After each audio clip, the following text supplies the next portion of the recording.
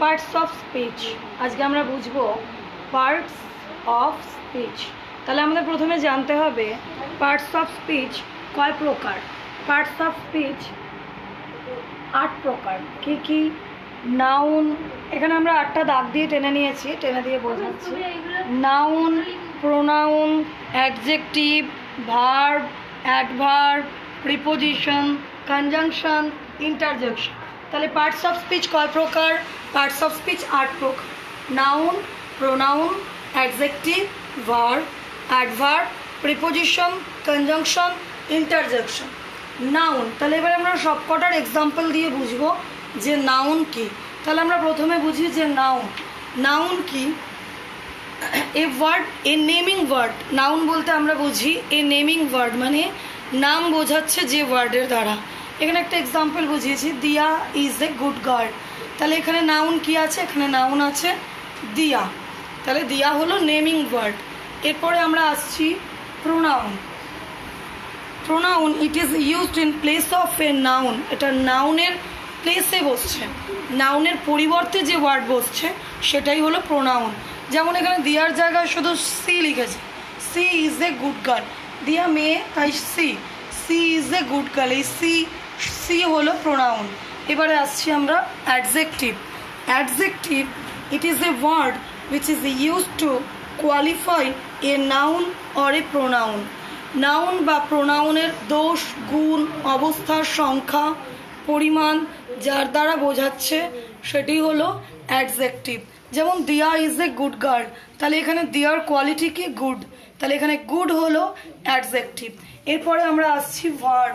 তাহলে ভার্বের দ্বারা আমরা কি বুঝি? ক্রিয়া, মানে it is a doing word.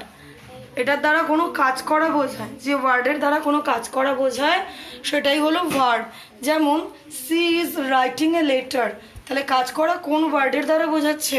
Doing word কোনটা? রাইটিং। তাহলে রাইটিং হলো ভার্ব। এরপরে আমরা আসছি অ্যাডভার্ব। তাহলে অ্যাডভার্ব কি?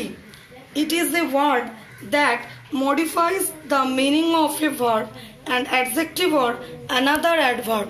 অ্যাডভার্ব হলো ভার্বের দোষ, গুণ, ভার্বটা কাজটা কিভাবে হচ্ছে, যে ওয়ার্ডের দ্বারা বোঝানো হচ্ছে সেটাই হলো অ্যাডভার্ব।